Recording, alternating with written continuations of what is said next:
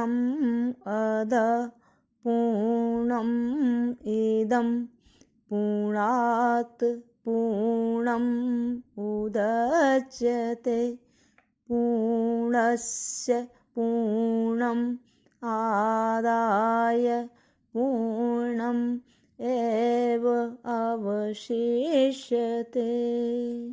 ओम शांति शांति शांति। प्रणाम भगवान। आत्मदर्शी बाबा नगीना साहब जी द्वारा रचित अद्भुत ग्रंथ वेदांत वचन ज्ञान कांड चल रहा है भगवान, और ज्ञान कांड का अध्याय 6 है और आज का एपिसोड का नंबर है भगवान 29। अब भी यह सत्य काम और सत्य संकल्प तुम्हारे आत्मा में केंद्रित हैं, लेकिन झूठे आवरण में छिपे हुए हैं। यद्यपि वे सब तुम्हारे हृदयाकाश में विद्यमान हैं, किंतु इस मिथ्या आवरण से छिपे हुए नहीं उठते हैं, वरन जो पुत्र भ्राता नातेदार पड़ोसी मर गए हैं, सब के सब तुम्हारे आत्मा यानी हृदयाकाश में इसी झूठे आवरण के भीतर छिपे हुए हैं। तुम्हें दर्शन देने के लिए नहीं उठते। मरे हुए तो क्या उठें, बल्कि वह भी तो जीवित और अज्ञात देशों में फिरते हैं, नहीं मिलते। किंतु जब तुम आत्मा को जो सबकी खान है जानते हो और उसके ध्यान में इस आवरण को खटखटाते हो, तो मृत्यु में यह आवरण उठता है और यह सब अपने संकल्प से ही उठते हैं और मिल जाते हैं। उन मनोरथों को जो तुम्हारे भीतर छिपे हुए हैं नहीं पाते हैं, उसका उदाहरण यूँ है जैसे कि कोई कोस तुम्हारे मकान में गड़ा हो, तुम उसे नहीं जानते हो और उसके ऊपर फिरते हुए भी उसे नहीं पाते। हाँ, शोक। ये सब मनोरथ और स्वतंत्रताएं तुम्हारे आत्मा में हैं और झूठे आवरण में ढपी हुई है। नित्य सुसुप्ति में जाते आत्म ब्रह्म में एक भी होते हो, किंतु आत्मा के अज्ञान के कारण नहीं पाते।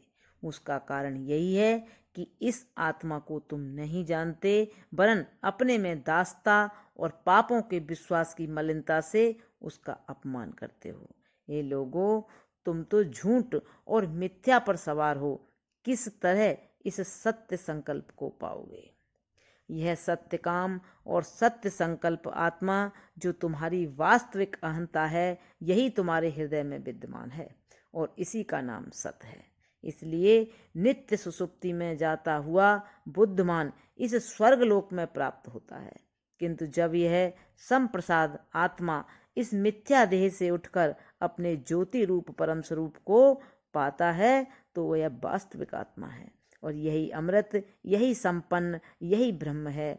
उस समय अविद्या का मिथ्या आवरण पूरा पूरा उठता है।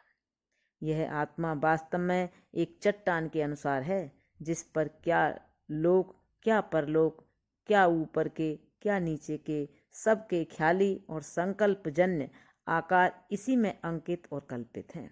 इसी कारण संस्कृत में सबका सेतु और विधृति बोलते हैं। इसी कारण संस्कृत में सबका सेतु और विधृति बोलते हैं। विधृति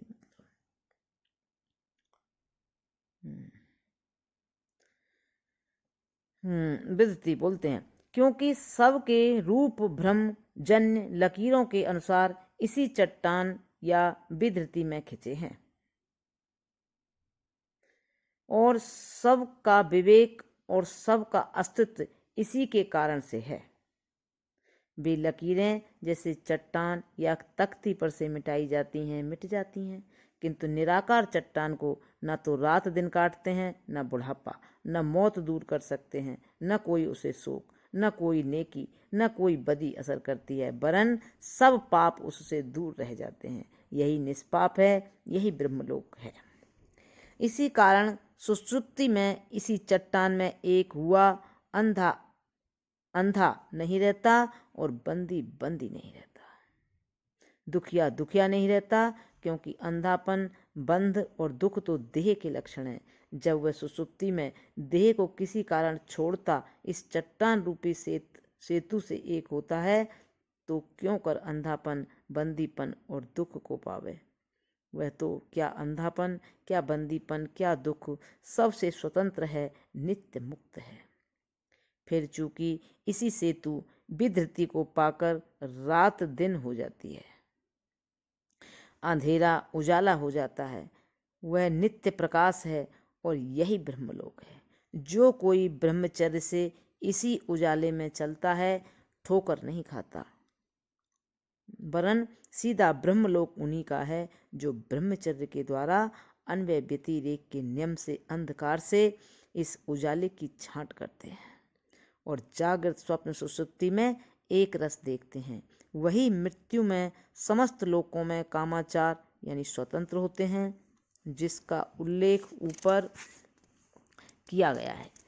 जब इस मनुष्य को संसार से अरुचि होती है और इस आत्मा की पहचान की रुचि होती है, तभी वह ब्रह्मचर्य करता विषयों के आनंद से उपराम होता है और ब्रह्मचर्य से अंतर शुद्ध होता गुरुदेव से जब इस आत्मा का विवेक पाता है तो यहाँ जीवन में ही इसे जैसा है वैसा नकद मिल जाता है और स्वयं सब उपाधि से रहित हो जाता है।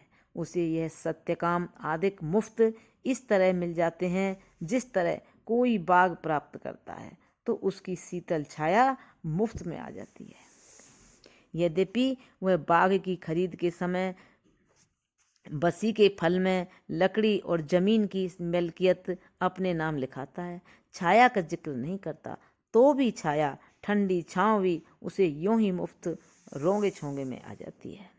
इसी तरह आत्मा का इच्छुक भी जब ब्रह्मचर्य करता हुआ इसकी चाह करता है तो संसार में किसी का भी लालच नहीं करता, वरन क्या पुत्र, क्या धन, क्या शोक, क्या धन, क्या लोक, क्या परलोक, सबसे उपराम, सबको तुच्छ, सबको मिथ्या जानता है। एक आत्मा को जानना चाहता है और जब जानता है और नकद पा जाता है तो यहाँ की निरुपाधि हुआ। इस मृतक सब रूप शरीर को घसीटता फिरता है और इसके क्षुद्र दुख सुख अहंकार में देखता दुखी सुखी सा दिखाई देता है, किंतु इस ज्ञान के बसी के कारण वही द्युलोक के राजा का युवराज होता है और आजीवन वह उस समय की प्रतीक्षा करता है जब नियत काल आता है और यह सब समान शरीर छूट जाता है तो फिर अपने ज्योति स्वरूप में स्थित होता है, फिर नहीं उठता। तो भी माया वृत्तियों के कारण यह सत्य काम और सत्य संकल्प तो रोंगे छोंगे में मुफ्त कल्पित मिल जाते हैं। तो भी माया वृत्तियों के कारण यह सत्य काम और सत्य संकल्प तो रोंगे छोंगे में मुफ्त कल्पित मिल जाते हैं। वह नहीं चाहता लेकिन पाता है, वह नहीं मांगता मगर वही मालिक है, क्योंकि ये सब उसी की परछाई या छाया है। मनुष्य कब प्रबंध करता है कि मेरी छाया मेरे साथ फिरे, किंतु जहाँ जाता है छाया साथ साथ रहती है।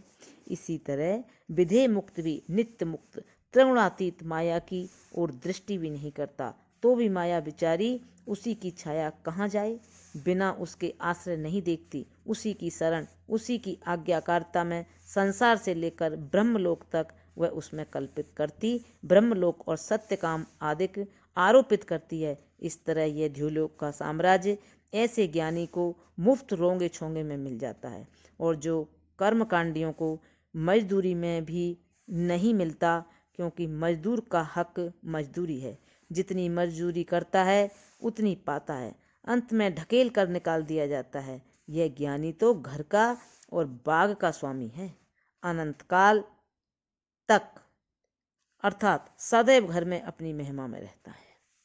ये लोगों वे जो आत्मा के इच्छुक हैं, घर बार छोड़कर ब्रह्मचर्य करते हैं, उस आत्मा को अपने हृदय में ढूंढते हैं और इस झूठे दरवाजे को जिसमें यह सत्य काम और सत्य संकल्प बंद किए गए हैं खटखटाते हैं।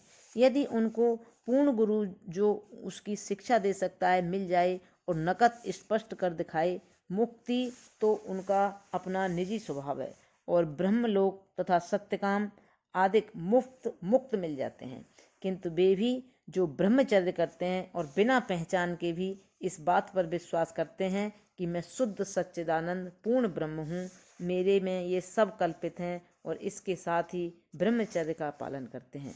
यदि सकुटुंब है तो कर्म कांड का भी पालन करते हैं। वे भी मृत्यु में देवयान सड़क पर चलते हैं, ब्रह्मलोक को जाते हैं, वहाँ के आनंद उड़ाते हैं और स्वयं ब्रह्म से शिक्षा पाते आत्मा को नकद पहचानते हैं और ब्रह्म के साथ मुक्त होते हैं। क्योंकि जो यज्ञ है बड़ा है ऐसा कहते हैं, किंतु ब्रह्मचर्य भी यज्ञ है, क्योंकि ब्रह्मचर्य से यह आत्मा जिसकी छाया में सत्य काम आदिक हैं जाना जाता है। फिर कहते हैं इष्ट कर्म करने चाहिए, किंतु साक्षात्कार अनुभव के इच्छुक जिज्ञासु को ब्रह्मचर्य ही इष्ट है, क्योंकि इष्ट कर्म वे हैं जिनके करने से उसके असली मनोरथ मिले। उसका असली अभीष्ट तो आत्मा है और ब्रह्मचर्य से मिल जाता है, इसलिए ब्रह्मचर्य ही इष्ट है। प्रणाम भगवान। अब यहाँ से आगे कर लेंगे। ओम शांति शांति शांति।